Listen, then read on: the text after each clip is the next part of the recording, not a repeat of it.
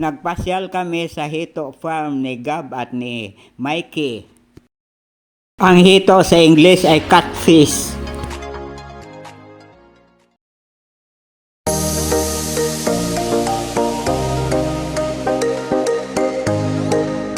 Ang daddy ni Gab, sinasabuyan ng feeds ang mga hito.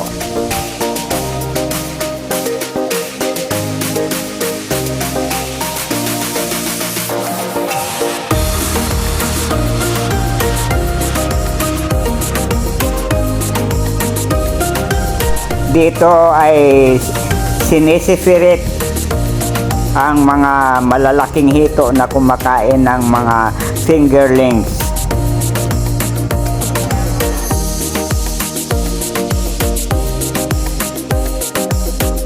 Dito muna nilalagay ang mga fingerlings para lumalaki-laki para ilipat sa fish pan.